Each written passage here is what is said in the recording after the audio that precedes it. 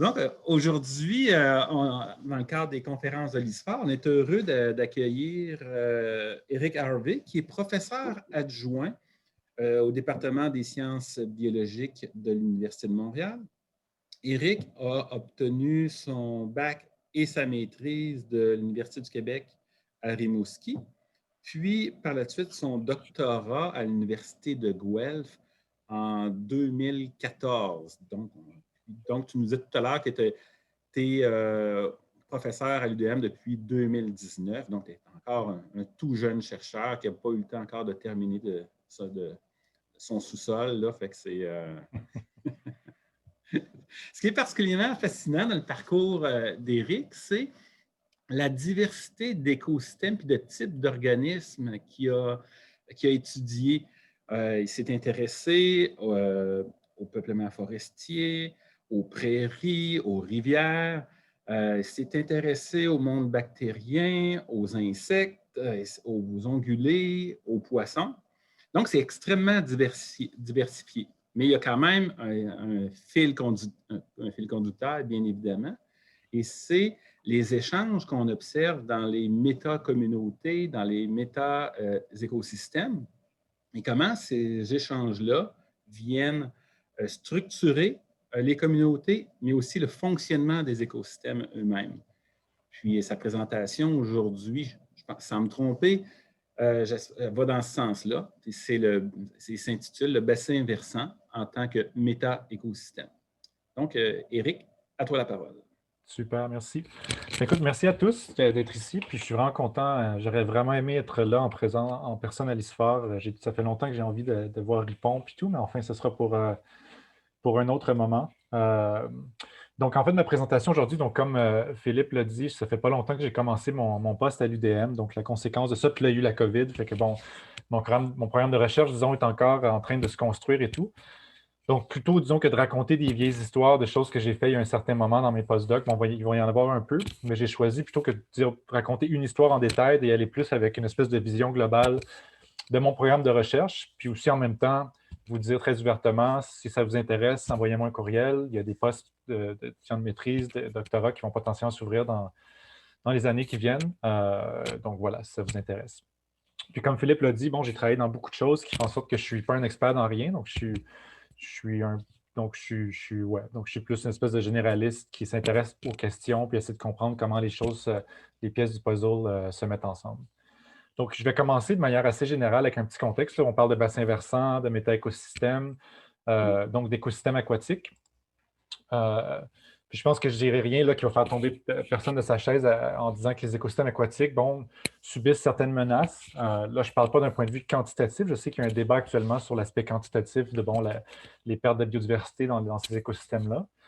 Mais disons que ce n'est pas trop controversé de dire que ces écosystèmes-là sont exposés à certaines menaces. Et puis ici, donc, c'est un exemple là, où on avait quantifié ça sur l'ensemble de la planète.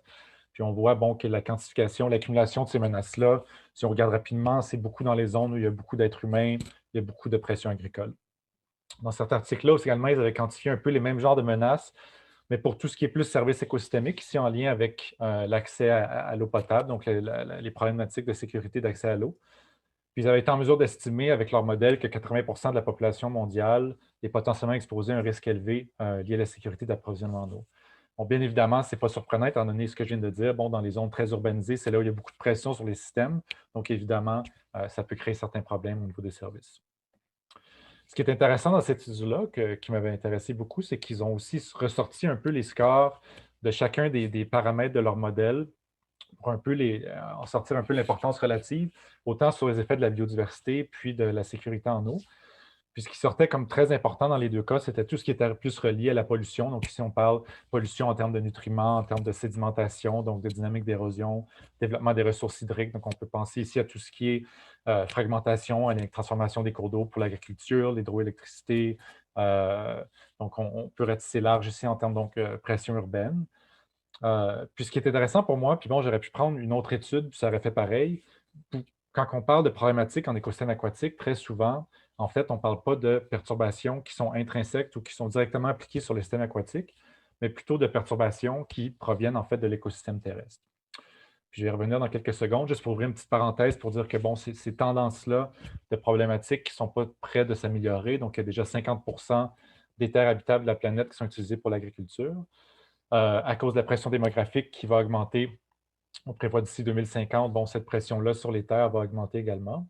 Et puis, vient avec ça une espèce d'urbanisation au niveau global, une espèce de tendance. Bon, là, avec la COVID, de manière très ponctuelle, ça semble changer. Les gens semblent quitter un peu plus les villes, télétravail et tout, mais de manière générale, disons, là, on s'attend à ce qu'il va y avoir une augmentation de la population urbaine de 2,5 milliards d'ici 2030.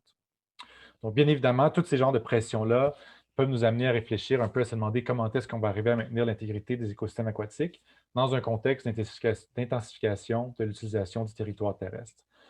Puis là, ici, ceux qui s'intéressent un peu à la philo puis à la science de l'argumentation vont me dire, bon, ta figure, c'est un gros sophisme ambulant. Effectivement, ici, c'est un peu une espèce de faux dilemme que je présente entre deux choses qui, bien évidemment, l'objectif, ce n'est pas de se nourrir ou de boire de l'eau, mais bien évidemment d'avoir accès à l'ensemble de ces services-là, disons, dans un paysage ou dans un système donné.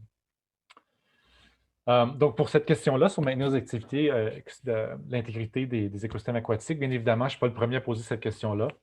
Je pense que ce qui est de plus en plus nouveau, par contre, qui est intéressant, c'est qu'on sort de plus en plus un peu du cadre traditionnel, disons, où on avait les limnologistes, les écologistes aquatiques qui travaillaient sur les écosystèmes aquatiques, les écologistes terrestres qui travaillaient sur les milieux terrestres. De plus en plus, je pense qu'on commence à admettre que ces frontières-là, il y a un aspect qui est artificiel, donc ces choses-là sont connectées ensemble, puis il faut avoir une approche un peu différente. Donc, pour moi, j'y arrive un peu justement, comme Philippe le disait, avec un background un peu varié, un peu différent. Puis pour moi, il y a deux aspects clés pour répondre à cette question-là, qui sont peut-être un peu manquantes actuellement. Une d'entre elles, bon, c'est de développer une meilleure compréhension des interactions entre écosystèmes. Par exemple, comment est-ce qu'un changement en milieu terrestre va se propager pour affecter les réseaux écologiques dans les milieux aquatiques. Éventuellement, comment est-ce que ces changements-là, à l'échelle de toutes les communautés, vont se traduire en changements fonctionnels. Et puis, non seulement il faut essayer de mieux comprendre ce qui se passe à l'écotone, ou en tout cas entre les écosystèmes, mais il faut le faire à une échelle pertinente. C'est là où ça accroche encore plus, disons. C'est le fait que pour l'instant, on a peu d'études qui sont à cette échelle-là. Puis, ce que je définis comme une échelle pertinente ici, c'est une échelle qui nous permet d'intégrer adéquatement les effets de transformation dans le système terrestre au système aquatique, par exemple, ici. Puis donc, c'est dans ce contexte-là où on propose, donc plusieurs, je ne suis pas le seul, mais c'est cette idée-là que le bassin versant, finalement, devient une échelle qui est très pertinente. Donc ici, c'est une figure qu'on avait fait avec une collègue, Isabelle Gounand, lorsqu'on essaie de réfléchir un peu justement à notre vision un peu méta-écologique, donc méta-communauté, méta-écosystème d'un bassin versant, c'est-à-dire incluant justement tous les flots, disons, d'énergie entre ces systèmes-là. Donc c'est cette idée-là de voir le bassin versant non plus comme un système aquatique plus un système terrestre, mais bien comme une matrice d'habitats qui interagissent entre eux via d'habitats et d'écosystèmes qui interagissent via différents flots, que ce soit de matériel, d'énergie ou de mouvements entre différentes espèces. Donc, le bassin versant comme unité intégratrice en écologie. Mais non seulement ça, mais ce qui est intéressant, c'est que le bassin versant est aussi une unité qui est très intéressante d'un point de vue sociologique, étant donné que le bassin versant est une unité fonctionnelle qui est habitée. Non seulement elle est habitée, mais c'est souvent une unité qui va intégrer une panoplie d'utilisation du territoire, que ça peut aller de la foresterie, l'exploitation des forêts, à faire pousser la nourriture, pression urbaine, récréation, etc. Donc, on a tout ça un peu aussi qui se passe à l'intérieur d'un bassin versant. Et puis donc, il y a un intérêt ici à essayer de comprendre ce qui se passe à cette échelle-là. Et donc, de manière générale, l'objectif, disons, de mon programme de recherche générale, c'est de prédire les variations de la biodiversité et du fonctionnement des écosystèmes aux échelles régionales. Puis ici, j'ai écrit local également, étant donné que pour moi, puis là, je vais en reparler à plusieurs reprises dans la présentation, il y a des interactions entre les différentes échelles. Et puis ces interactions-là sont très importantes à prendre en compte aussi. Donc, quand on fait des programmes de recherche comme ça, on a tout le temps des biais un peu justement de notre background, où on vient et tout. Donc, ma prémisse, disons, principale, c'est d'assumer qu'on a besoin d'une meilleure compréhension des dynamiques, disons, d'écologie spatiale ou métaécologique pour être en mesure de bien prédire les variations de biodiversité et de fonctionnement des écosystèmes à l'échelle d'un bassin versant. Donc, ce programme-là se sous-divise, disons, en plusieurs sous-objectifs. Donc, ici, je vais mettre l'emphase sur 3 de ces sous-objectifs-là. Puis ça va un peu diriger le reste de la présentation. Puis là, on m'avait demandé un peu de dire le punch de la présentation parce qu'il y a des gens qui doivent partir plus tôt. Malheureusement, il n'y a pas trop de punch étant donné que j'ai plus ou moins de réponses aux questions que je pose pour l'instant. Donc, c'est tout en développement, cette machine-là. Donc, je vais plus y aller en présentant un peu, disons, des choses que j'ai faites dans le passé, puis je commence à orienter un peu la recherche qu'on fait actuellement dans le labo avec les étudiants gradués. Donc ici, je vais donner un petit aperçu de chacun des sous-objectifs pour au moins donner une petite table des matières de la présentation. Euh, donc le premier vise vraiment à essayer de caractériser les variations spatio-temporelles dans les liens terrestres aquatiques. Donc qu'est-ce qu'on essaie de comprendre ici? On essaie de se demander comment est-ce que les subsides terrestres varient dans l'espace et le temps, non seulement en termes de qualité-quantité, mais également aussi en termes de leur association avec les communautés aquatiques. Donc, on essaie de quantifier dans l'espace une espèce de diversité bêta, si vous voulez, de la qualité, de la quantité des subsides terrestres qui se retrouvent dans les écosystèmes aquatiques, puis essayer de voir comment est-ce que ça nous aide à prédire la structure et le fonctionnement des écosystèmes aquatiques. Puis, est-ce qu'il y a une variation spatiale dans l'importance de ces associations-là? Donc, est-ce qu'il y a certains endroits dans le système, par exemple, où c'est moins important que d'autres, cette association-là? Donc ici, on va s'intéresser à l'importance relative, par exemple, de différents facteurs à différentes échelles. Par exemple, à l'échelle locale, on peut s'intéresser à la morphologie, par exemple, de nos systèmes aquatiques, que ce soit nos lacs ou nos rivières. On peut s'intéresser à certains paramètres morphologiques, la physico-chimie, qui peuvent venir influencer ces relations-là. Puis à l'échelle régionale, on va commencer à s'intéresser plus à tout ce qui est facteurs de connectivité entre nos systèmes écologiques, puis facteurs aussi de gradient biotique, par exemple, changement de gradient d'utilisation du territoire à l'échelle du paysage, par exemple.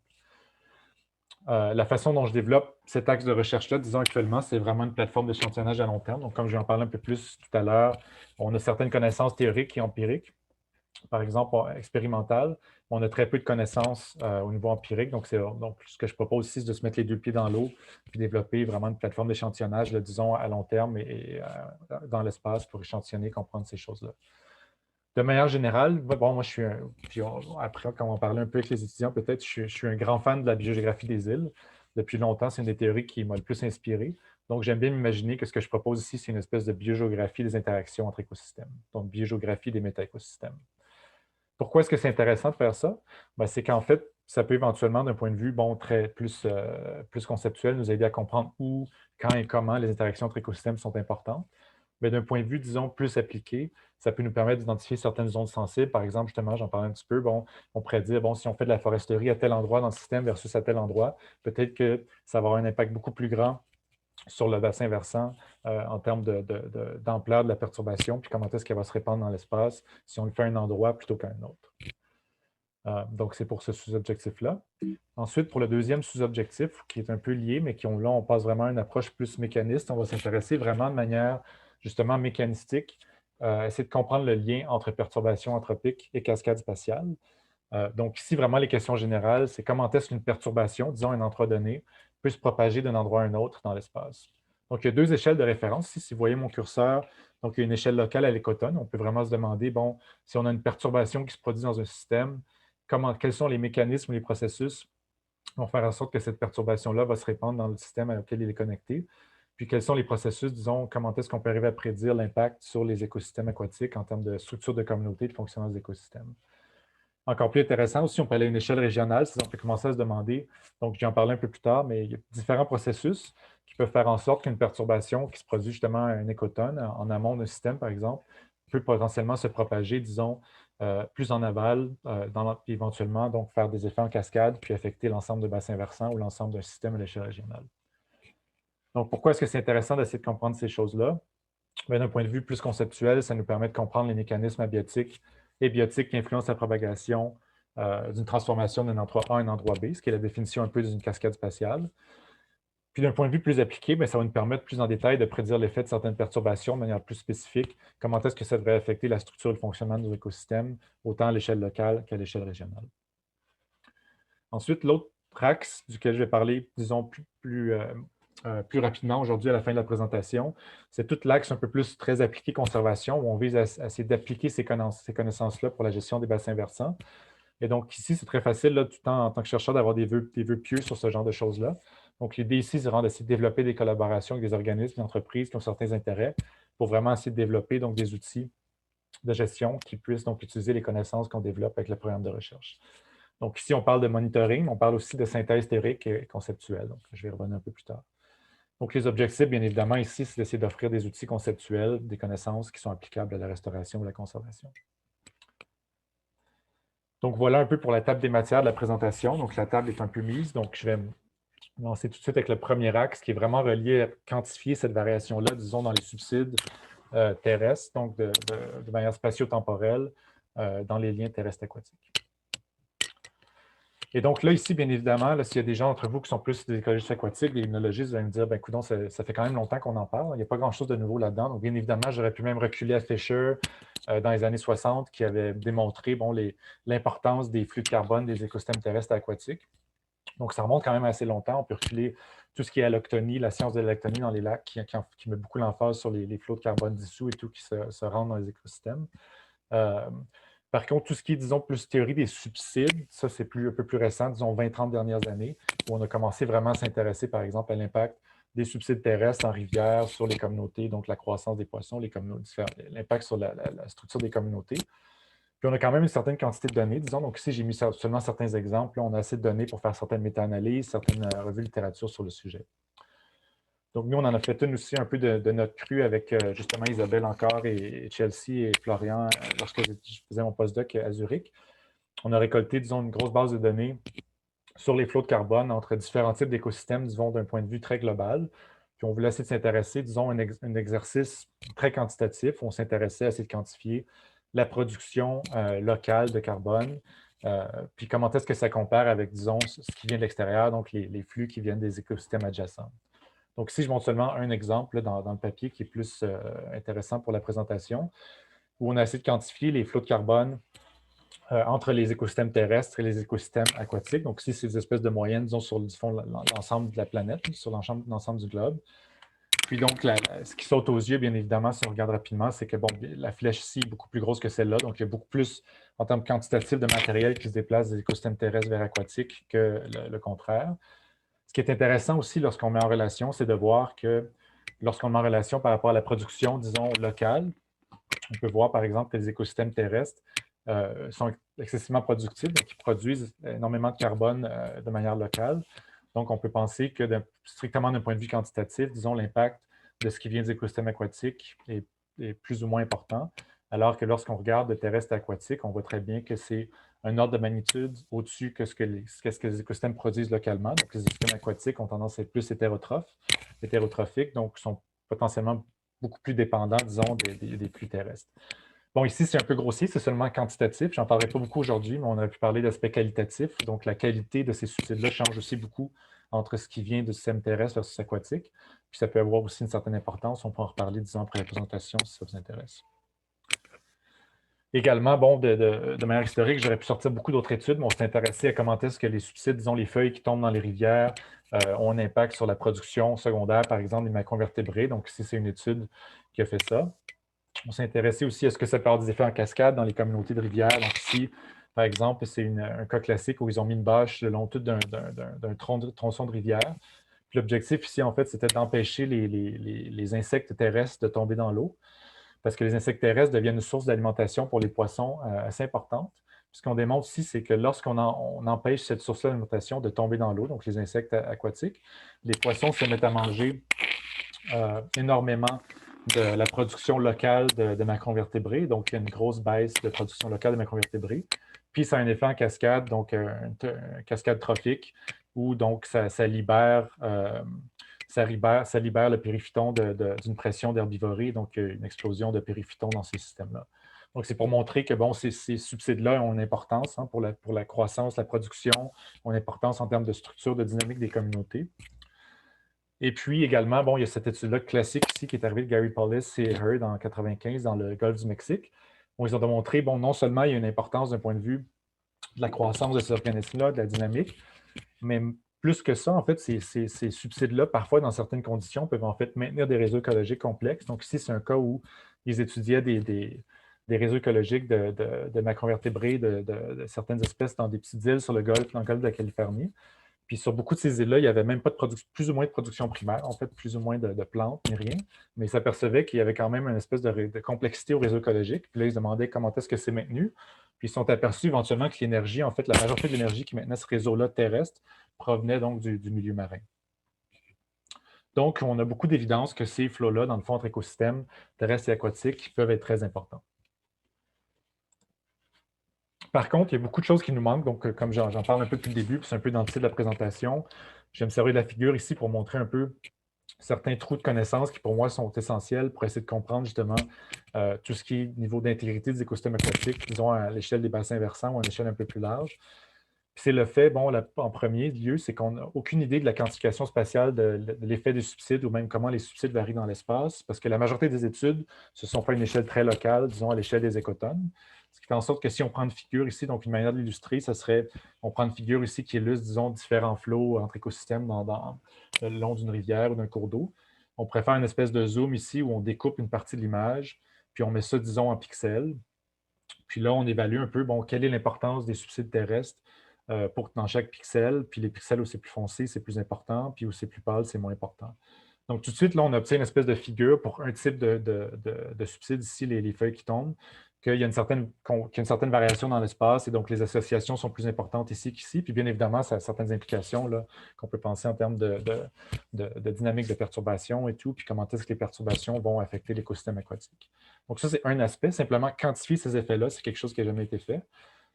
Puis si on veut pousser encore plus loin, puis on se dit, bon, on va être ambitieux, puis on peut potentiellement prédire le fonctionnement des écosystèmes à l'échelle de l'ensemble d'un bassin versant, par exemple, ou d'un réseau écologique d'une rivière, bien, on peut imaginer même qu'on pourrait commencer à intégrer, faire une espèce de petite figure comme ça pour tous les types de flux ou plusieurs types de flux écologiques. Donc, on sait qu'ils ont une importance sur la production, comme je l'ai montré précédemment. Donc, l'idée, c'est qu'on reproduit ce genre de carte-là pour chaque type de flux. Puis ensuite, on met toutes ces cartes-là une par-dessus l'autre.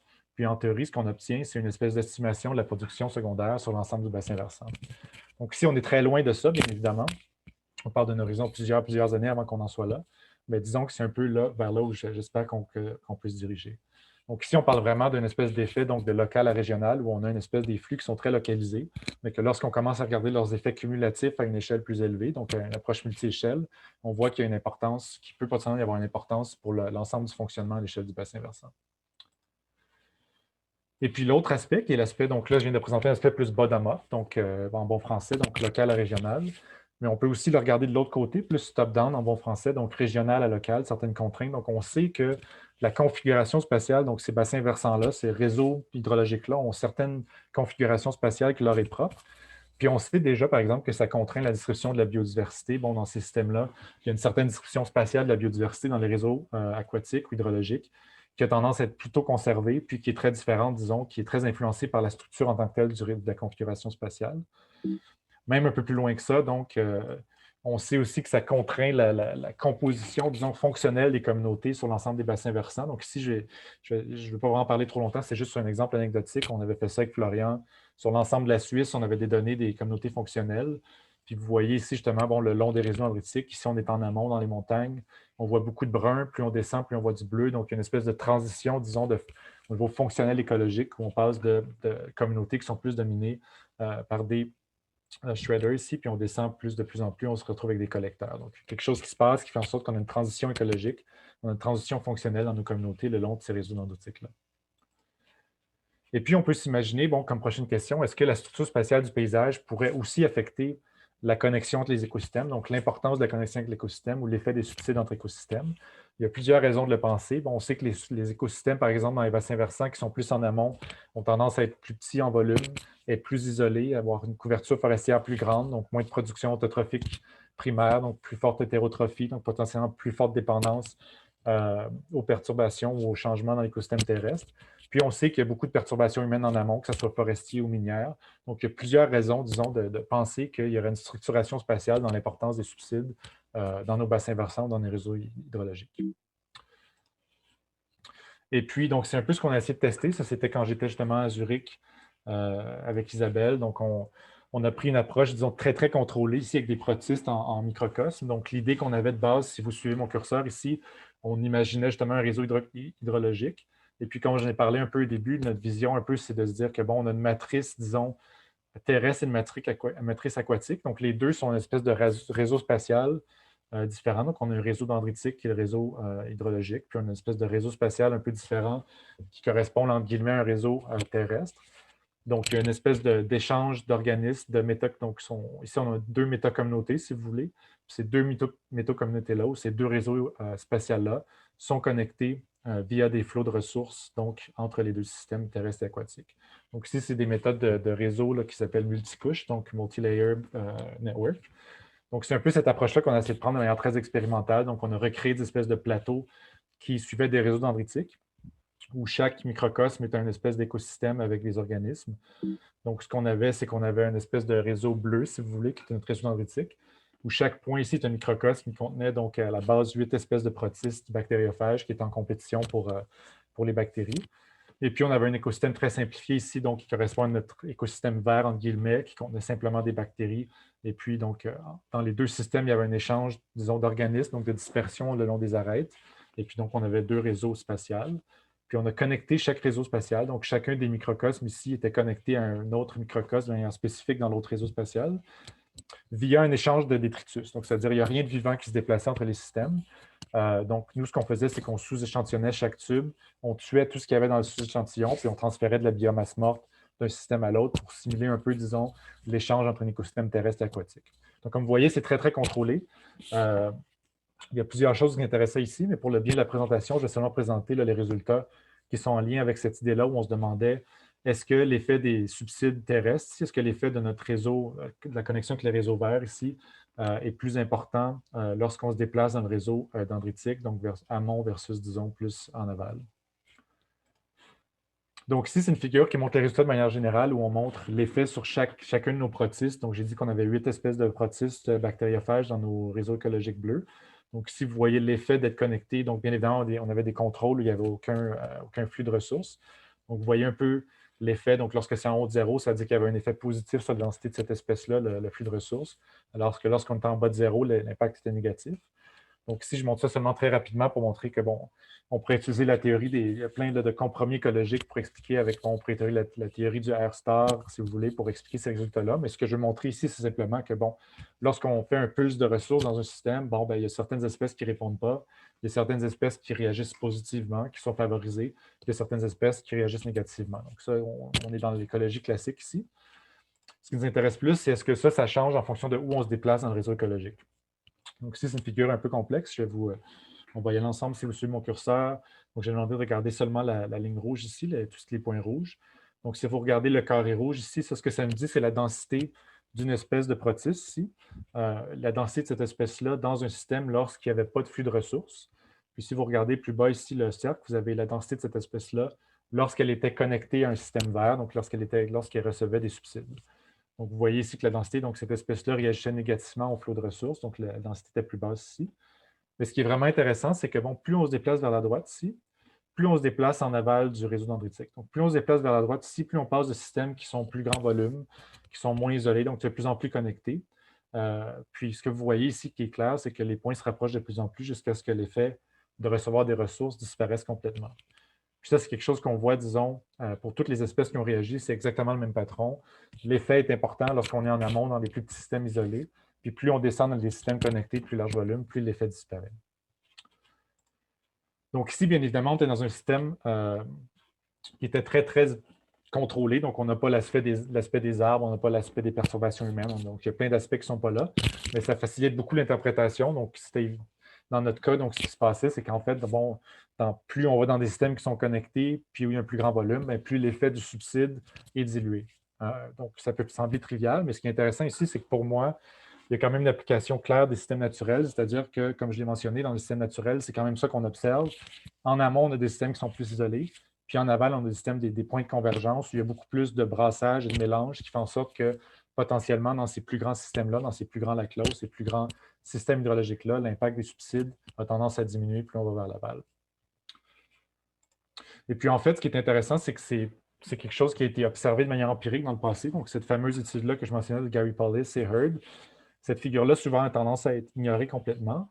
Mais on montre bien ici que plus on fait grandir la taille d'une île et plus le ratio, disons, d'énergie qui provient du système marin versus l'énergie locale, de production locale terrestre, plus ça a tendance à diminuer. Parce que, bien évidemment, ici, on parle de périmètre, donc on préfère un ratio air-périmètre. Puis, bien évidemment, plus l'île grandit, bien, plus, disons, le périmètre versus l'air, donc il y a tendance à avoir plus d'air que de périmètre. Donc, éventuellement, on perd un peu l'effet des subsides marins. Donc, c'est quelque chose qui a été observé un peu dans le passé, cette idée-là que la taille d'un système influence à quel point ils vont être sensibles, disons, au flux d'énergie externe d'un autre système. Et donc, c'est un peu, disons, avec ce genre d'idée-là expérimentale, d'idée-là empirique, qu'on se lance maintenant un peu les deux pieds dans la boue. Donc, ça a tombé sur les épaules de Georges Charette. Georges, qui est un étudiant justement gradué, qui a commencé au labo il y a à peu près un an maintenant. Donc, le rôle de Georges, ça va être d'essayer justement de commencer à débroussailler un peu ces idées-là, de développer une biogéographie des subsides entre écosystèmes d'un point de vue très empirique. Donc, Georges va s'intéresser à la variation spatiale dans la qualité et la quantité des subsides terrestres, surtout les feuilles ici. Comment est-ce que ça varie, ça, spatialement, autour d'un pourtour d'un lac, donc dans la zone littorale d'un lac. Puis comment est-ce que l'effet sur la communauté macrovertébrée varie dans l'espace également, donc de ces subsides-là.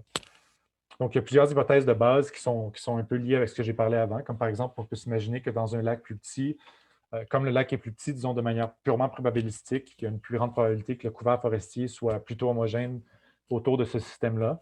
Donc, on va s'attendre à ce qu'en termes de, disons, variation de qualité, de quantité de litière qui tombe dans la zone littorale, que ça va être plutôt homogène. Par rapport à un lac plus grand, justement, ou avec une forme plus complexe, on va s'attendre à ce que, simplement par un jeu de probabilité, il va y avoir une plus grande hétérogénéité spatiale dans le couvert forestier ou dans le couvert végétal dans la zone riparienne, disons, terrestre, qui va amener une variabilité dans la qualité et la quantité de ce qui se retrouve dans la zone littorale du lac. Donc ça, c'est, disons, d'un point de vue plus local. Donc, Georges va quantifier à l'échelle intralac, disons, cette variation-là, mais également à l'échelle interlac. Donc, on va s'intéresser à comment est-ce que la connectivité entre nos systèmes influence potentiellement ces variations-là de qualité, de quantité de subsides, ainsi que leurs effets à l'échelle des lacs dans les zones littorales. Et puis également, bon, les gradients biotiques, comme j'ai mentionné, à l'échelle du paysage. Et puis donc, Georges va faire ça. Pour l'instant, c'est prévu de faire ça à la station biologique de l'Université de Montréal, qui, disons, est un bon système contrôle parce que c'est en voie de devenir une réserve protégée. Donc, il y a peu de perturbations. Donc, ici, on est vraiment dans une dynamique d'essayer de comprendre, disons, les taux, disons, les backgrounds, ou essayer de comprendre qu'est-ce qui se passe en termes de variation milieu naturel. Donc, à la SBL, on a accès à une belle variation, disons, en taille de lac, puis en type de système. Puis, ce qui est intéressant également, c'est comme ça fait longtemps qu'on fait des recherches sur ces lacs-là, on comprend aussi assez bien la connectivité physique entre ces lacs-là. Donc, ça nous permet, ici, c'est les lacs que Georges prévoit échantillonner, donc d'aller chercher certains lacs de tête, des lacs qui sont plus aux confluences, des lacs qui sont très connectés, des lacs qui sont complètement isolés dans le paysage. Donc, ça nous donne une belle diversité en termes de connectivité, en termes de serre, en termes de taille et tout, pour essayer de penser à ces problématiques-là de biogéographie des subsides entre écosystèmes. Donc, Georges va aller échantillonner les feuilles. Donc, actuellement, il est en train de travailler sur l'ingénierie de tout ça. Donc, à l'automne, on va installer des espèces de bacs dans les zones littorales qui vont recueillir les feuilles. Georges va faire de la stoichiométrie puis de la biomasse sur ces feuilles-là. Puis, il va également échantillonner donc, les communautés de macroinvertébrés le long de la zone littorale pour essayer de voir un peu comment l'association, disons, entre la qualité et la quantité de cette litière-là, comment est-ce que ça s'associe avec la structure de nos communautés de macroinvertébrés, puis comment est-ce que tout ça varie dans l'espace. Donc à l'échelle intralac et interlac. Donc ça, c'est ce qu'on est en train de faire là-dessus. Disons, maintenant, il y a beaucoup de choses qu'on prévoit faire dans le futur, donc en termes de futur développement. Puis c'est là où je parle un peu publicité pour le labo d'une certaine manière. Donc, on pense incorporer différents types de flux, comme par exemple la matière organique dissoute. Ce qui est intéressant ici, c'est que par exemple, la matière organique dissoute n'est pas liée aux feuilles, par exemple. Donc, on peut s'imaginer, on a des systèmes où on n'a pas du tout de feuilles parce qu'il y a une coupe forestière, par exemple, mais on va avoir énormément de matière organique dissoute. Ce qui est intéressant à considérer ces deux types de flux-là, par exemple, c'est que la matière organique dissoute va rentrer dans les réseaux écologiques de manière par des portes d'entrée très différentes que les feuilles. Donc, les feuilles, on parle d'une décomposition plus lente qui passe par le réseau qu'on appelle brun, disons, qui est plus lent, les décomposeurs, alors que la matière organique dissoute est beaucoup plus rapidement intégrée, disons, dans la chaîne verte. Et donc, on a cette espèce de deux chaînes-là parallèles. Et puis, c'est intéressant dans le paysage d'essayer de quantifier justement l'importance relative de ces types de flux-là, puis comment est-ce que ça influence la structure de nos communautés, puis la production, disons, secondaire dans nos systèmes. Ensuite, éventuellement, j'aimerais sortir de la station de la SBL, aller dans des bassins versants où on a des perturbations humaines. J'en parlais un peu plus tard. C'est quelque chose qu'on va peut-être être en mesure de faire dans un futur proche. Puis éventuellement aussi, ce que je n'ai pas dit, bon, Georges, les stations qu'il fait actuellement, l'idée, c'est qu'il serait rééchantillonné, pas nécessairement par Georges, mais par d'autres aussi, étudiants gradués dans le temps, sur une certaine échelle temporelle, pour être capable d'avoir une certaine caractérisation temporelle. Donc, l'idée derrière ça, c'est que bien évidemment que les changements climatiques, les changements globaux, on sait que ce n'est pas seulement les effets de moyenne qui changent. Donc, ce n'est pas seulement une idée de quantifier un endroit dans un temps donné, mais d'essayer de qualifier ou de quantifier les espèces de variances, de variabilité temporelle dans ces flux-là, puis comment est-ce que ça varie. Parce qu'on va s'attendre ensuite qu'avec les changements climatiques, justement, etc., ça va venir jouer sur ces effets de variance-là. Donc, essayer de comprendre comment est-ce que ça affecte nos communautés et tout, c'est un aspect assez important aussi. Donc, pour faire une petite synthèse de mes parcours ici assez rapide, donc on a certaines évidences théoriques et expérimentales que la configuration spatiale devrait potentiellement contraindre les effets des subsides dans le système. Ce qui met l'emphase sur le fait donc, que les interactions entre écosystèmes aux différentes échelles sont importantes. Puis actuellement, là, on est dans le chantier empirique, donc les deux pieds dans la boue.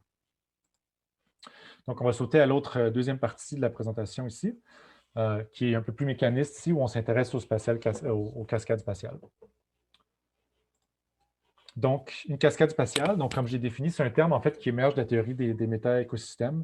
Malheureusement, il n'y a pas de papiers qui ont été publiés pour définir clairement qu'est-ce que c'est. Il y a des gens qui y travaillent présentement, mais c'est un concept qui peut sembler flou. Mais de manière générale, la cascade spatiale, c'est simplement l'idée qu'on a un changement dans un système A qui va se répandre, qui va se propager dans un système, disons, B, C, D, E, donc sur l'ensemble d'un paysage éventuellement. Mais c'est l'idée de la propagation d'un effet dans l'espace via certains processus ou mécanismes. Donc là, je vais seulement donner une petite idée, disons, de certains types de mécanismes qui peuvent jouer cet effet-là. Donc ici, on a tous les processus qui peuvent être liés, disons, à la disruption des régulations trophiques. Donc ici, on a un cas, donc ici, c'est très grossier, bien évidemment, ce n'est pas nécessairement un cas qui est super réaliste, mais c'est un cas ici, le long d'une rivière, où par exemple, on a du plancton qui a une régulation des algues, ce qui permet, disons, de maintenir certains services, certaines fonctions en aval. Puis ça, c'est maintenu en bonne partie par le fait qu'on a une communauté bactérienne qui est bien alimentée par des subsides en termes de feuilles en amont. Donc, si on a une coupe forestière en amont, disons une coupe à blanc ici, où on perd toute notre ressource en feuilles, on peut se retrouver dans une situation, comme c'est une espèce, donc c'est un module de compétition apparente, pour ceux que ça intéresse un peu plus, où donc on aurait une espèce de perte ici de régulation des algues qui proliféreraient, puis on aurait un impact en aval. Donc, si via cette perte de mécanisme-là ou de régulation-là, on a un consommateur ici qui se déplace dans l'espace, puis qui donc reçoit certaines sources d'énergie en amont, qui se déplacent dans certains espaces. Donc, puis donc, on peut avoir une perte de régulation dans l'espace avec ces changements-là. Un cas très classique aussi d'un point de vue empirique de cette idée-là du consommateur qui reçoit de l'énergie à un endroit puis qui va aller, disons, avoir un impact ailleurs, c'est le cas de la loi des neiges, donc qui est un cas très, très connu. Donc, vous savez, dans les années 70, la révolution verte aux États-Unis, partout, en fait, en agriculture, qui a créé une explosion, disons, de la biomasse agricole. Ça a eu un effet très fort, ça a boosté les populations de loi des neiges dans le sud de l'horaire, ce qui fait en sorte que lorsqu'ils ont migré vers le nord, ils avaient des biomasses, donc des populations beaucoup plus grandes. Puis dans ce cas-ci, ça a eu parfois des impacts assez catastrophiques sur les systèmes auxquels ils étaient connectés. Donc ici, on parle d'une connexion entre deux systèmes à très, très grande échelle via des dynamiques migratoires. C'est des cas qui sont assez connus, mais qui sont peu étudiés d'un point de vue métaécosystémique. Donc, il y a certains labos, comme le labo de Dominique Gravel à l'Université de Sherbrooke, qui actuellement travaillent d'un point de vue plus conceptuel, théorique, à essayer de développer une perspective métaécosystémique donc, sur ce genre de système-là. Donc, une espèce d'essayer de comprendre les espèces de rétroaction, disons, entre le système arctique puis le système plus au sud, puis voir comment est-ce que quelle direction ça peut prendre dans le futur. Puis on peut même sortir totalement de cette idée-là d'un consommateur qui reçoit de l'énergie ou de régulation trophique. Puis ici, c'est un peu le génie. Donc moi, je suis un grand, grand fan de la théorie de Vanot, du continuum dans la rivière. C'est une théorie qui a été malmenée dans les dernières années pour des raisons que je comprends mal, parce que je pense que c'est vraiment visionnaire. Donc je suis un grand fan de ça. Donc c'est une théorie très métabolique, disons, où Vanot et ses compagnons avaient prédit finalement que c'est plus qu'en fait, il y a une transformation de l'énergie qui se produit le long d'un réseau hydrologique qui va venir influencer, dans le fond, le fonctionnement le long du réseau écologique. Donc, par exemple, ici en amont, on a, par exemple, un type de ressource qui est peut-être plus grossier, par exemple, des feuilles qui vont tomber. Alors, puis ça va être transformé par une certaine communauté qui a une certaine fonctionnalité. Et puis, donc, ce qui va être émis, disons, ce qui va rester de cette ressource-là à la fin, donc un peu les inefficacités métaboliques de cette communauté-là, c'est ce qui va descendre plus en aval.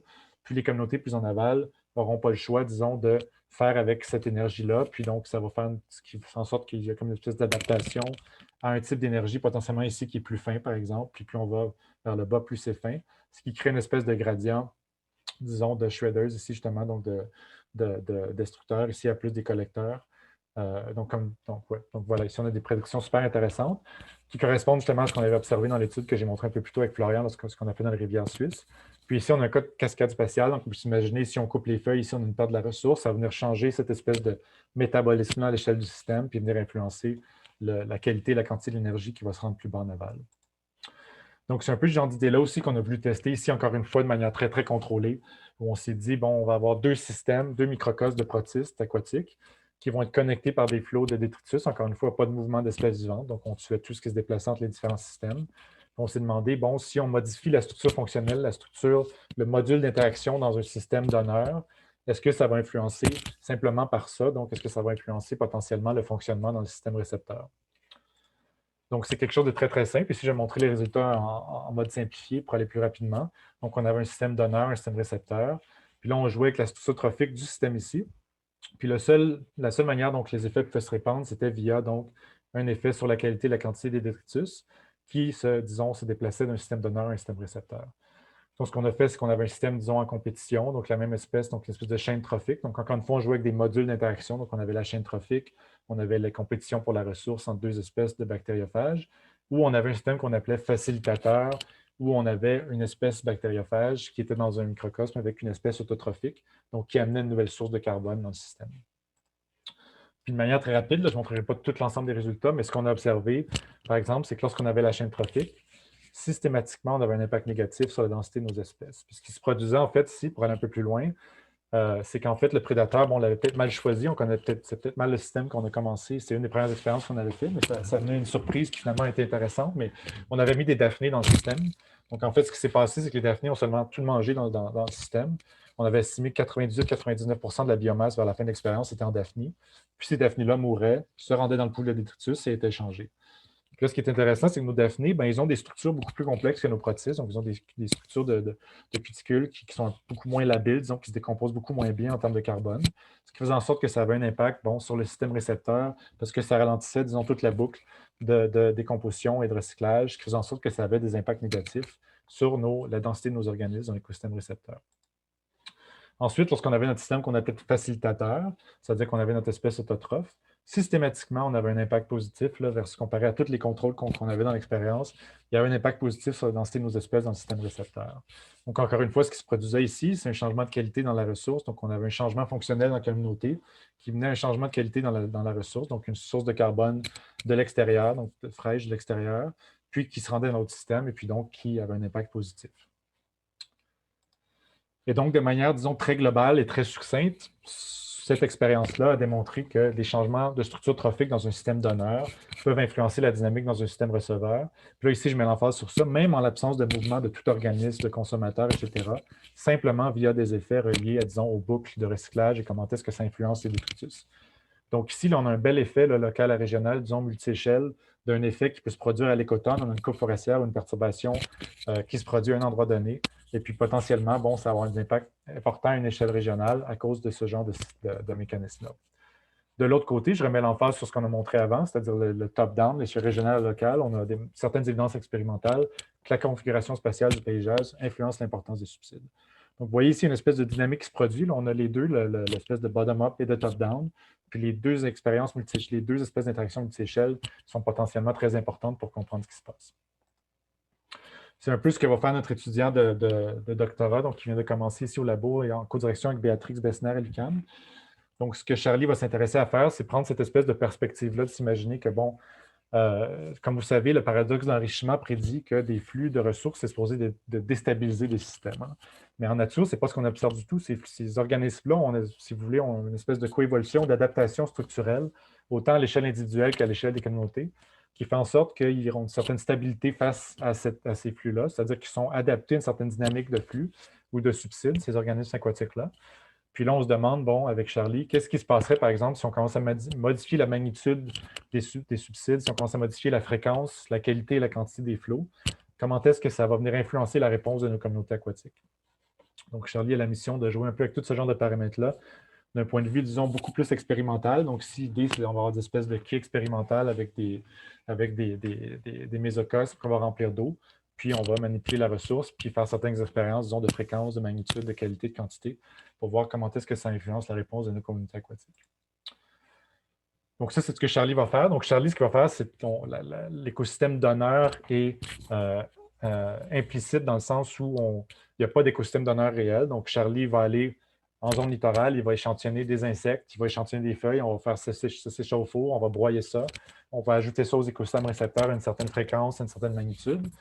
Dans un point de vue de développement futur, ce qui est intéressant d'un point de vue de cascade spatiale, ce serait vraiment d'avoir un écosystème donneur qui est explicite dans nos expériences, c'est-à-dire qu'on a réellement deux systèmes qui sont connectés, un peu comme ce que j'ai présenté avec les microcosmes de protistes, mais avec des systèmes beaucoup plus complexes. Puis on pourrait se dire, plutôt que de modifier directement la structure trophique, par exemple, dans l'écosystème donneur, ben, on met du chauffage, on fait chauffer le système d'honneur, puis là, on peut utiliser la théorie métabolique, par exemple, pour faire certaines prédictions, comment est-ce que ça va influencer nos flots de ressources dans l'écosystème de Gonner, puis éventuellement, comment est-ce que ça va influencer notre écosystème récepteur. Donc là, comme vous voyez, on se rapproche d'une compréhension mécanistique qui pourrait nous permettre réellement de faire des prédictions beaucoup plus précises, disons, sur ce qu'on devrait s'attendre en termes d'impact avec certains types de perturbations dans notre système terrestre sur le fonctionnement de notre écosystème aquatique. Bien évidemment, quelque chose qui manque ici, c'est l'aspect rétroaction. Donc, j'ai parlé beaucoup de méta-écosystèmes. Les méta-écosystèmes, ça implique qu'on a un flot qui va dans les deux directions, terrestre et aquatique. Pour l'instant, mon emphase est beaucoup de terrestre à aquatique. Éventuellement, un de mes rêves, ce serait d'avoir, dans les plateformes que je parlais à la station biologique, d'avoir un étudiant gradué qui irait en fait à ces mêmes stations-là, où on échantillonne les macroinvertébrés puis les feuilles, puis qui irait échantillonner dans la zone riparienne, disons, la composition des plantes, et puis les herbivores et les prédateurs invertébrés, pour faire de la biomasse avec tout ça, d'un point de vue spatial, d'un point de vue temporel, ce qui fera en sorte qu'éventuellement, on pourrait construire des lignes de temps temporelles, ou ici, c'est un exemple purement théorique où ils l'ont fait avec un modèle mathématique, mais on pourrait aller regarder d'un point de vue strictement temporel, faire des analyses de temps, pour aller identifier les rétroactions, disons, entre, par exemple, la biomasse de nos prédateurs terrestres et puis la structure de nos communautés aquatiques. Donc, aller faire ces liens-là un peu, ça serait quelque chose qui n'a jamais été fait, puis qui permettrait vraiment de mettre l'emphase sur l'aspect, disons, méta-écosystème, puis démontrer potentiellement l'importance des méta-écosystèmes dans ce genre de dynamique-là. Donc, rapidement, ici, en termes de conservation, donc ici, j'ai parlé beaucoup de choses qui sont très expérimentales. On a un aspect empirique, mais on reste quand même beaucoup dans les concepts et dans un aspect beaucoup plus conceptuel et théorique. Alors que j'ai aussi beaucoup d'intérêt pour tout ce qui est conservation et restauration. Donc ici, je vais parler rapidement. Donc, c'est un axe qui se développe là, très lentement, mais sûrement. Puis donc, il y a un de ces projets-là qui est en branle actuellement avec des gens en fait, de l'UQO, donc qui n'est pas financé, mais qui est en attente de financement, disons. Donc, on se croise les doigts. Un projet avec Audrey Maheu puis Catherine Surgeon, donc à l'UQO, puis aussi des gens donc à l'UQAM et à l'INRS. Donc, on a une équipe d'hydrologistes puis une équipe d'écologistes. Puis on s'intéresse, disons, là, de manière générale, donc je sais que c'est plus global que ça. Là, Audrey et Catherine vont peut-être trouver que je simplifie trop, mais disons, de manière globale, à l'impact de la foresterie sur les écosystèmes aquatiques. Puis, bon, ce qui est intéressant ici, c'est que, bon, puis c'est surtout les gens, Catherine et Audrey et Marie, qui ont fait ça, là, aller chercher des collaborateurs pour le projet. Donc, en particulier, on est allé chercher Kenok Nature, que peut-être les gens de l'UQO connaissent plus. Là, moi, je ne connaissais pas beaucoup, mais qui sont installés justement dans l'Outaouais, qui font de la coupe forestière, mais qui en plus sont toute une zone un peu récréation, écotourisme, qui fait en sorte qu'ils sont très ouverts, disons, à essayer de comprendre ou limiter l'impact des perturbations d'exploitation de la ressource sur l'environnement. Et donc, il y a plusieurs volets à ce projet-là. Donc, je vais pas aller dans les détails. Mais bon, les hydrologistes vont s'intéresser beaucoup à développer des indices puis mesurer la connectivité hydrologique et structurelle dans ces systèmes-là. Donc, on va avoir 4 bassins versants sur lesquels on va travailler. Et puis, bon, Catherine et moi, on va s'intéresser beaucoup plus à l'aspect biodiversité, fonction des écosystèmes. Donc, comment est-ce que la connectivité, disons, affecte la diversité et le fonctionnement. Puis il y a aussi une petite partie de ce projet-là, c'est ça sur lequel je vais mettre l'emphase, qui est lié avec ce que j'ai parlé aujourd'hui, qui est qu'on va s'intéresser un peu aux variations, disons, de l'effet des subsides terrestres sur les écosystèmes aquatiques, mais avec une perspective très appliquée, c'est-à-dire qu'on va s'intéresser, par exemple, si on a un ponceau, par exemple, de foresterie dans un système, versus lorsqu'on n'a pas de ponceau, comment est-ce que ça influence, disons, la zone d'influence, si, par exemple, on a eu de la coupe forestière en amont d'un ponceau, on va avoir une transformation, par exemple, dans la qualité, la quantité des subsides, comment est-ce que la zone d'influence de ce changement-là de subside va être observée plus en aval lorsqu'on a un ponceau, lorsqu'on n'a pas de ponceau. Donc, vous voyez que là, on utilise un peu les connaissances potentiellement développées à la station biologique, donc dans une zone sans perturbation, pour essayer de venir comprendre réellement qu'est-ce qui se passe lorsqu'on a des perturbations, puis des pertes de connectivité, puis certains effets, donc, perturbations humaines. Ensuite, très rapidement, moi, je suis un grand fan, donc, d'une certaine approche, disons, de la science qui est très assise sur la théorie, sur l'expérience, puis l'aspect expérimental terrain, donc un peu dérivé des espèces de synthèse de la théorie pour les tester de manière expérimentale et empirique. Puis la raison pourquoi j'en parle dans cette section-là de la présentation, c'est que pour moi, en fait, les synthèses théoriques les gens souvent les voient comme très conceptuelles, mais pour moi, une synthèse théorique, c'est quelque chose qui enracine réellement la théorie sur le terrain, et puis qui éventuellement peut réellement mener, donc ces synthèses-là peuvent réellement mener à des connaissances qui peuvent nous aider en termes de gestion. Donc, c'est seulement une observation personnelle, peut-être que vous serez très en désaccord avec ça, mais je crois que c'est très rare qu'on part d'une expérience puis qu'on va à du appliquer ou de la conservation. C'est aussi très rare qu'on part d'observation terrain, disons, à un endroit donné, un projet donné, puis avoir directement des applications. Généralement, ce qui va arriver, c'est qu'on a une espèce de boucle qui va se produire, puis qu'éventuellement, on va avoir assez d'informations collectées sur le terrain ou de manière expérimentale pour faire des synthèses qui soient conceptuelles ou théoriques. Puis généralement, c'est à partir de ces synthèses-là, comme par exemple la biogéographie des îles, qui a des impacts énormes sur tout ce qui est conservation. Et puis, c'est à partir de là qu'on va partir pour essayer de mieux comprendre justement, puis en termes de gestion de conservation. Donc, pour moi, les modèles sont aussi des outils de gestion et de conservation. Et puis, donc, on en a fait un peu. Donc, ici, c'est un exemple très rapidement que j'ai parlé où on a, c'est un groupe de travail que j'ai co-dirigé avec Marie-Josée Fortin à l'Université de Toronto, où notre objectif, c'était de parler de métaécosystèmes. Mais ce qu'on a fait, c'est qu'on a mis ensemble des théoriciens des métaécosystèmes, puis on les a assis ensemble avec des gens qui travaillent pour des organismes, des OSBNL, OSBL, des organismes finalement qui travaillent en conservation, par exemple, sur les bassins versants à Toronto, qui font une vision très, très appliquée, puis voir un peu comment est-ce qu'on peut essayer de trouver une espèce de synthèse du point commun, où est-ce que la théorie des métaécosystèmes peut potentiellement être utile pour les gens qui font de la gestion et de la conservation.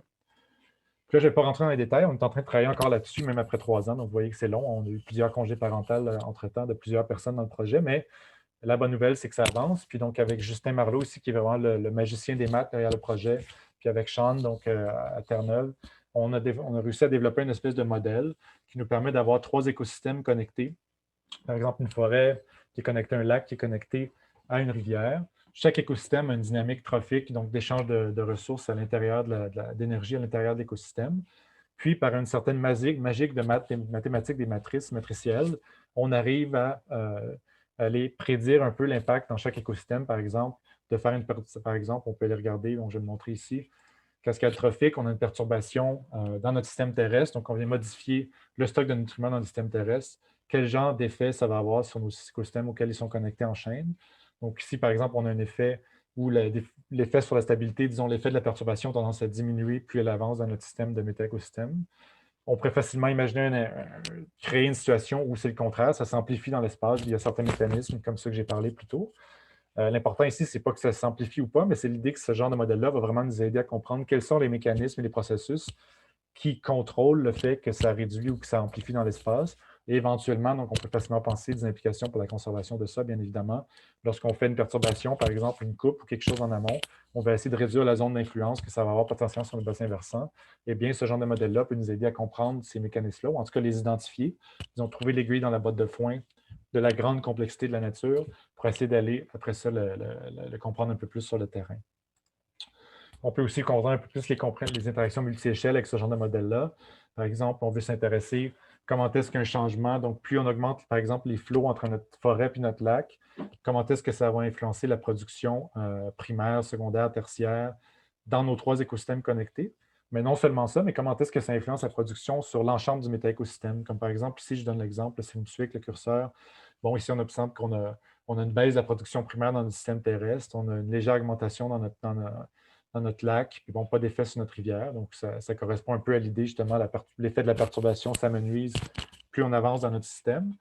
Mais là, on peut faire aussi regarder quel est l'effet réel sur l'ensemble de notre métaécosystème. Donc, on peut voir ici la tendance à l'échelle du métaécosystème en entier.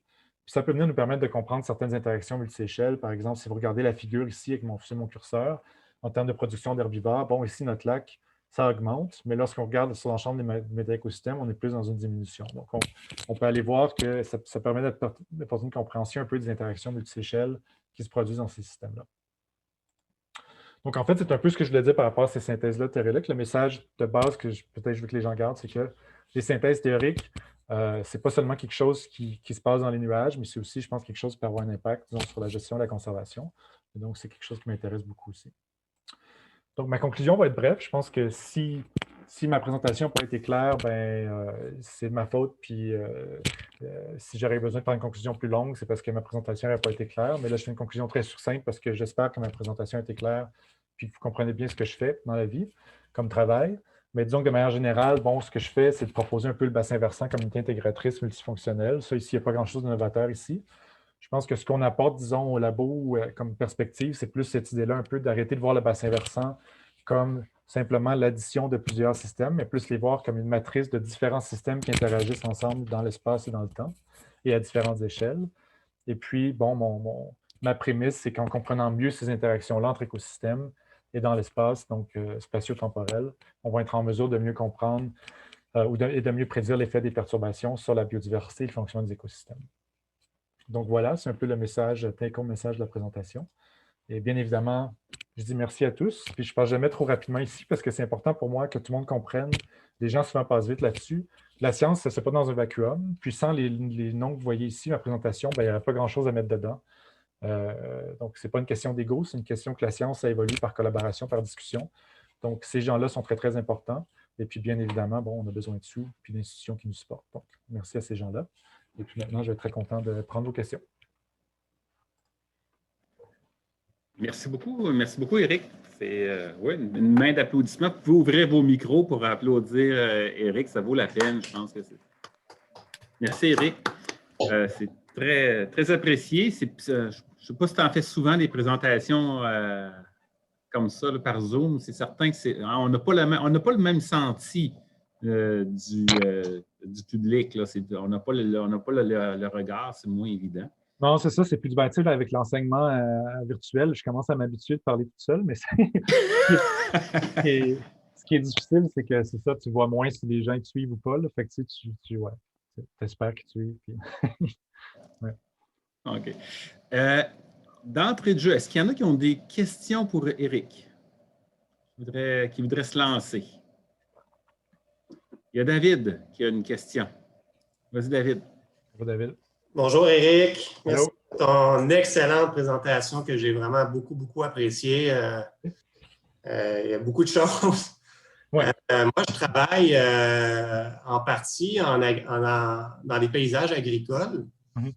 Puis je me demandais, parce que là, tu as parlé beaucoup d'interactions entre écosystèmes terrestres et aquatiques, les rivières, entre autres. Mm-hmm. Est-ce que dans tes réflexions ou dans tes souhaits, étudier les interactions entre la forêt et l'agriculture, ou disons le milieu agricole, est-ce que c'est quelque chose qui peut être intéressant? Oui, en fait, effectivement, ça l'est. C'est sûr, là, pour l'instant, c'est la structure de financement, disons, puis tout, là, je mets l'emphase sur une chose, mais par contre, comme par exemple, lorsqu'on avait fait, j'ai montré au tout début là, une revue de littérature qu'on a fait avec Isabelle et les autres à Zurich. On avait sur tous les biomes, puis les différents systèmes. On a travaillé très fort pour essayer de quantifier les flots entre tous les types d'écosystèmes. Puis je te dirais que c'est très difficile de trouver ce genre d'informations-là. Puis bon, j'ai fait mon doctorat sur les prairies en Ontario, donc c'est les flots d'énergie entre les patchs terrestres dans une matrice agricole, ça m'a tout intéressé un peu. Pour l'instant, je pense qu'on a certaines compréhensions théoriques. Il y a certains comme Sean à Terre-Neuve, ce qui est intéressé d'un point de vue un peu théorique, comme par exemple, ce qui est intéressant, c'est qu'on peut imaginer un modèle très simple. C'est beaucoup basé sur les mouvements, disons, plus les flots comportementaux, le mouvement de certaines espèces. Par exemple, tu peux imaginer que tu as un cerf. Puis là, c'est très cartoonesque, là, grossier, mais mettons, tu as un cerf qui se nourrit en milieu agricole puis qui fait caca dans la forêt. Ben, en fait, éventuellement, ce que tu devrais te retrouver, éventuellement, c'est une espèce d'importation nette d'énergie du milieu agricole à la forêt. Puis là, avec les conséquences qu'on peut imaginer. Donc, oui, effectivement, ce genre de feedback-là m'intéresse beaucoup.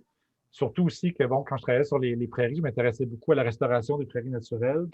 Puis là, on peut commencer à penser, si on pense d'un point de vue plus appliqué, à tout comment est-ce que la configuration de notre matrice agroforestière, en termes de la distribution des patchs forestières dans cette matrice-là, en termes d'emplacement spatial, de taille, comment est-ce que ça peut venir influencer justement en termes de notre matrice agricole et vice-versa, via les flots entre ces systèmes-là, qui dans ce cas-ci, donc terrestre aquatique, bon, terrestre agricole, on peut s'imaginer bon, les feuilles qui vont dans le milieu agricole, mais on s'entend que c'est très marginal, là, probablement que ça affecte juste à l'écotone.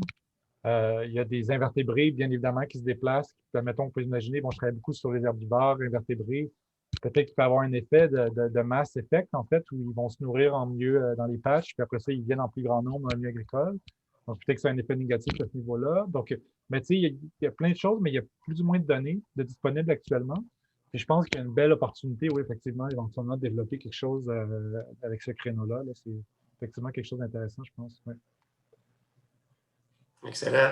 Si je vois des opportunités, je t'écris. Oui, ben oui, je serais très intéressé, c'est clair. Est-ce qu'on a d'autres questions? Oui, il y a Catherine. Merci, Eric. C'était une très bonne présentation.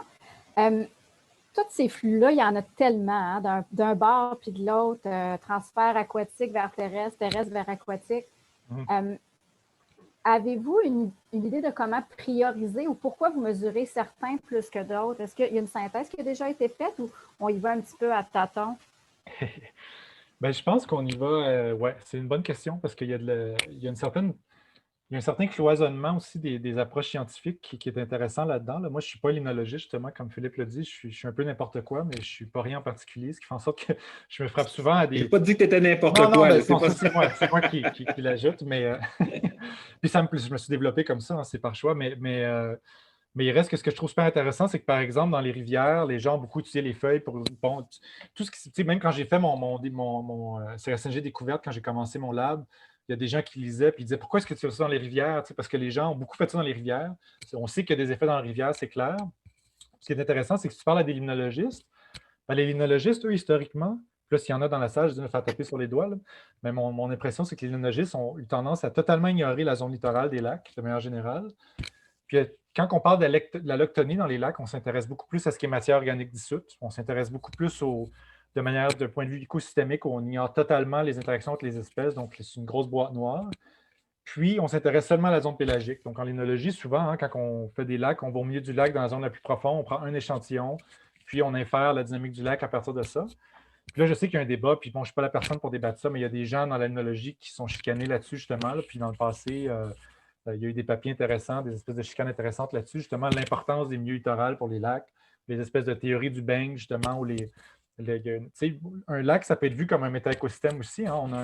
On a un écosystème littoral, on a un écosystème pélagique, on a un écosystème benthique. Donc, tous ces systèmes-là aussi ont des échanges entre eux.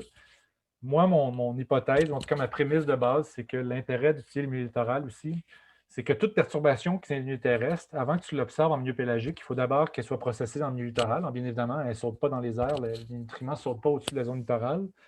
Donc, je pense que pour comprendre ce qui se passe un peu plus dans les lacs en général, il faut aussi développer une meilleure compréhension de ces zones littorales-là, qui non seulement sont potentiellement très hétérogènes en production, mais sont potentiellement aussi très productives à certains endroits, donc très importantes pour le fonctionnement de, justement, potentiellement de plus petits lacs, ou je ne sais pas, il y a plusieurs hypothèses qu'on peut faire.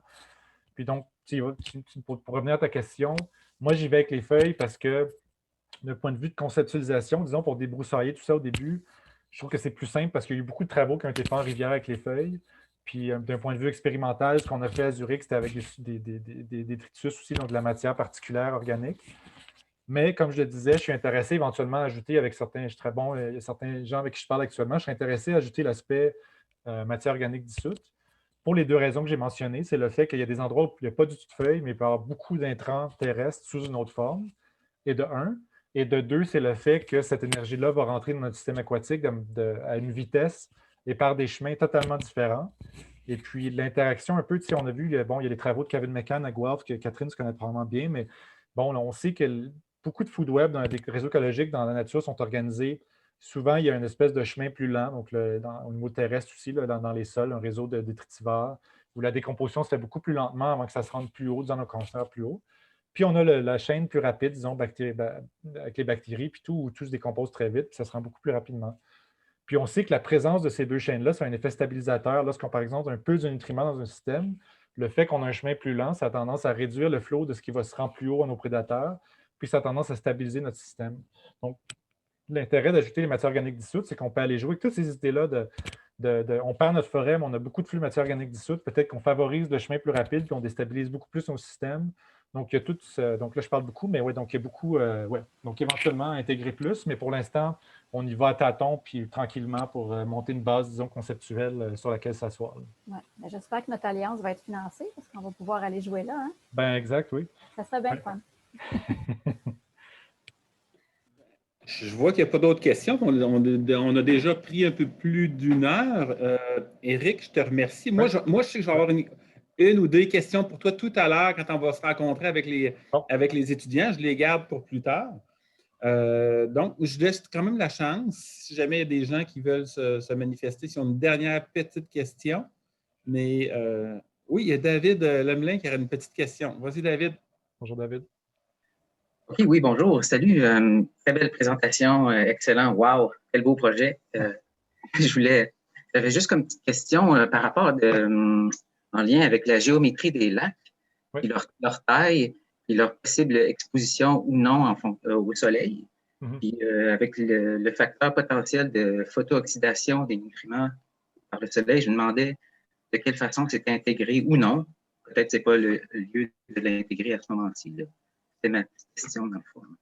Oui, ben c'est vraiment un bon point. En fait, je pense que pour l'instant, la seule manière dont j'ai intégré, disons, dans nos hypothèses de travail, la lumière qui atteint les lacs, c'est plus l'hypothèse de base que les lacs qui ont plus de lumière vont tendance à avoir une production autotrophique plus grande, donc potentiellement moins hétérotrophe, potentiellement moins dépendante au flot externe.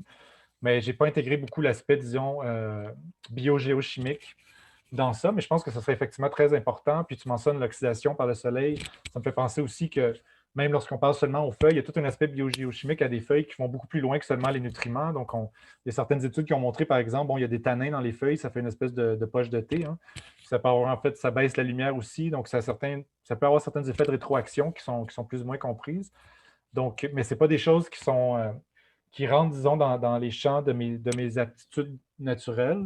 Donc, actuellement, j'essaie effectivement de travailler avec des gens qui sont plus des écologistes des écosystèmes pour essayer d'intégrer tout ce qui est plus biogéochimie dans notre espèce de schéma de compréhension d'hypothèses. Donc, effectivement, éventuellement, je serais intéressé à une conversation pour essayer de voir comment est-ce que ça pourrait être intégré dans ça de manière plus globale. Bon. Bien, merci encore, Éric. Merci pour cette belle présentation.